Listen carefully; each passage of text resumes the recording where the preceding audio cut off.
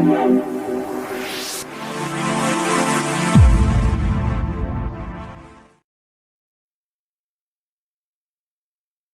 there, welcome to producerpack.com tutorials. In this tutorial we're going to be looking at using the auto filter in Logic Pro to create our own vocal loops. We've included the audio that I've used in this tutorial. There's a link to it on this page. So scroll down, download that piece of audio and load it up into Logic, and then you can follow this tutorial step by step. So I'm going to give you a play of the dry vocal, basically what you can download.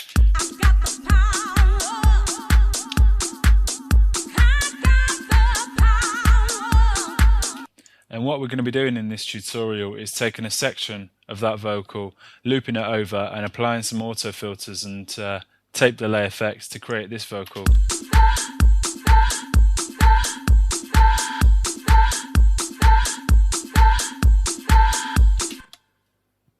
So what we're going to need to do to begin with is to take a section of this little vocal here and start looping it over.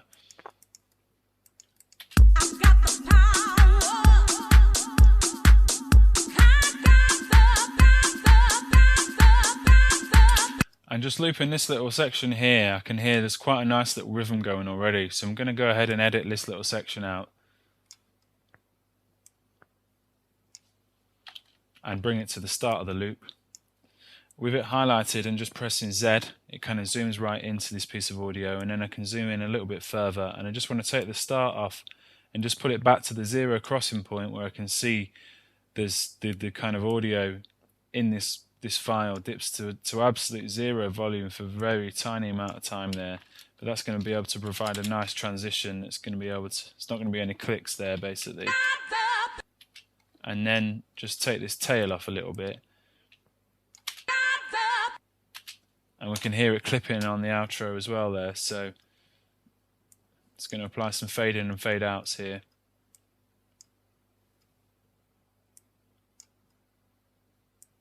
And a little bit of a fade-in curve. And there's our piece of audio nicely edited, so we can go ahead and loop this over for this 4-bar loop.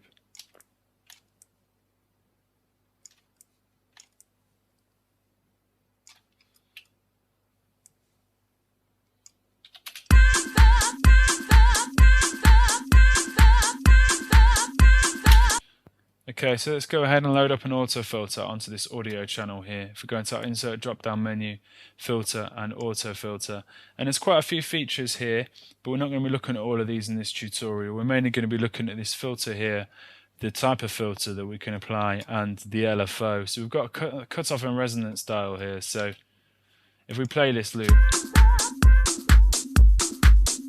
it's set to a 24 dB slope low pass filter. So we're just taking all the top frequencies off, and we've got this resonance here. You get a bit more of a resonance filter going on there just by pulling that resonant up. And over here is like the LFO section, and this is what we're going to be using for this auto filter here basically.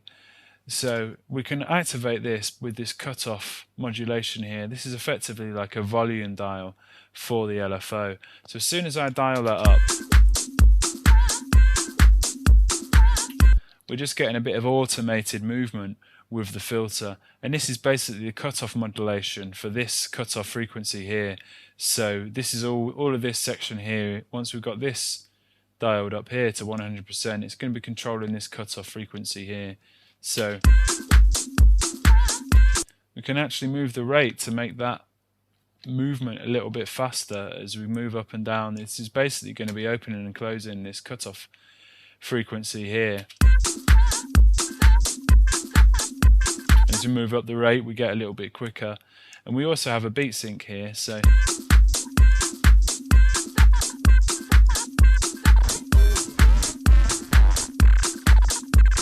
which means basically just when you turn it off, it's not synced to the beat, so you can get a bit more crazy kind of LFO effects. But for this example, we're going to keep it beat synced, and we're going to have like 1/2 rates. I'm not going to go into too much detail here with these features. The stereo phase is quite nice, just get a bit of stereo sound on your vocal. Almost works like an auto panner. But one of the main things we're going to be looking at here for this tutorial is this waveform, and these are the shapes of the LFO that's going to be applied to this cutoff frequency. So we have like a forwards and backwards sawtooth. We have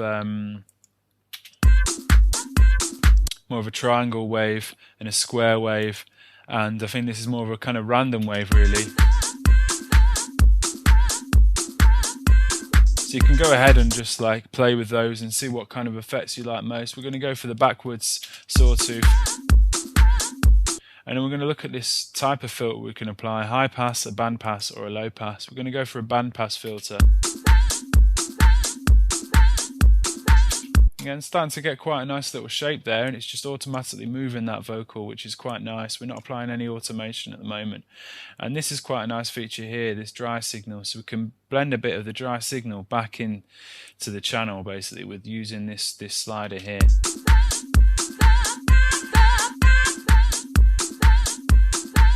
Obviously we have control over how much more of that dry signal is fed back into the sound.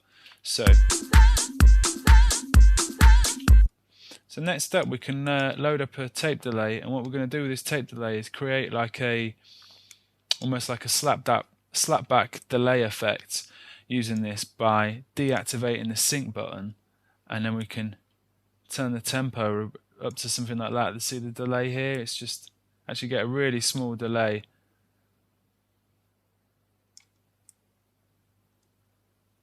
Maybe about 40 milliseconds or so.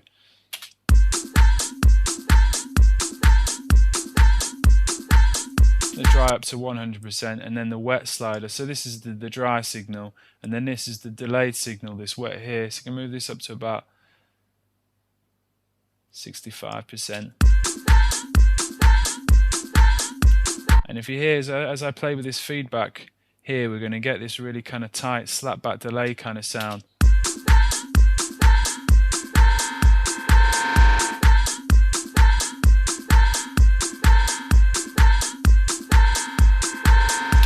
Really nice. You have to be quite careful with that feedback. Don't pull it too high, it will start blowing your speakers. But it's a really nice little slapback delay effect. What I'm going to do now is I'm going to widen the sound with a little bit of sample delay, which is going to just delay one side of the audio signal to give us a nice wide sound basically.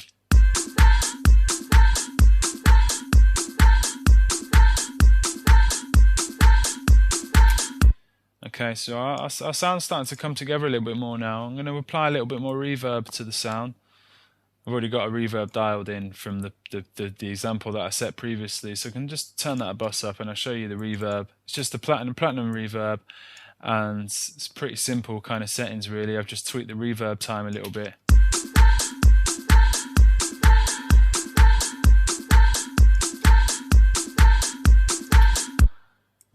What we can do next is now apply another filter, another auto filter, to shape the sound a little bit further. I'm going to use slightly different settings on this one. I'm going to pull the cutoff down a little bit, move the resonance up. And a high pass filter now as well. Start modulating that cutoff frequency.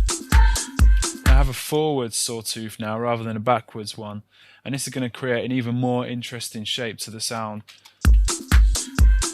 And go for rate 1/2 again.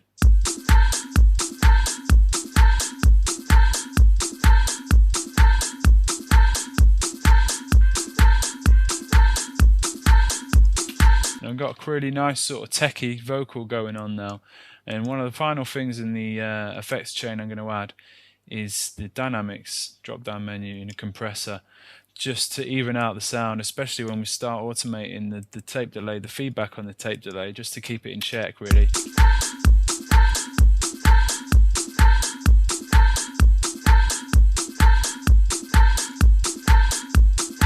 You know, sort of medium to fast attack, medium to fast release, pull the threshold down a little bit.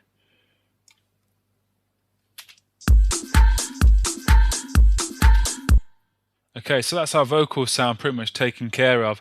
The final thing I'm going to do here is apply a bit of automation to the feedback on the tape delay. So what I can do is just hit A on the keyboard and it loads up my automation options, and if I just go on the automation drop down menu, go to tape delay and feedback, and we can start applying some movement with the feedback here. So I'm going to zoom in a little bit as well, and maybe just at the end of every 2 bars I'm going to go up with the tape delay a little bit.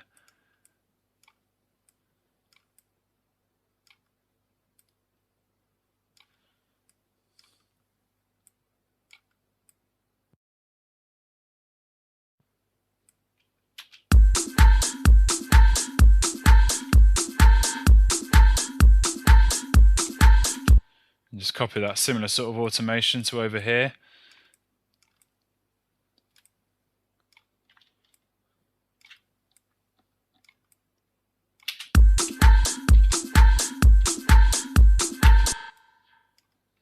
Maybe do something like that as well. So the automation, the sort of feedback carries over to the start of the next bar as well. It doesn't just stop abruptly.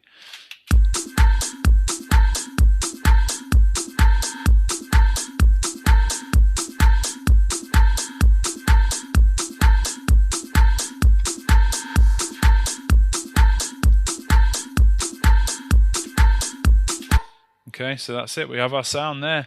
So this is a really cool technique using auto filters in this way, and just using it for vocals is just the beginning really. You can apply it to drum loops, synth loops, all sorts. I'll just show you quickly here. If I duplicate one of these auto filter channels and then just this drum loop that we have playing in the background underneath this vocal, load this onto this auto filter channel,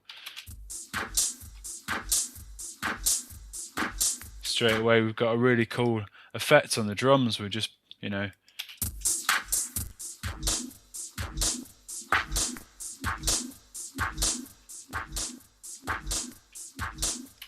load the vocal back in.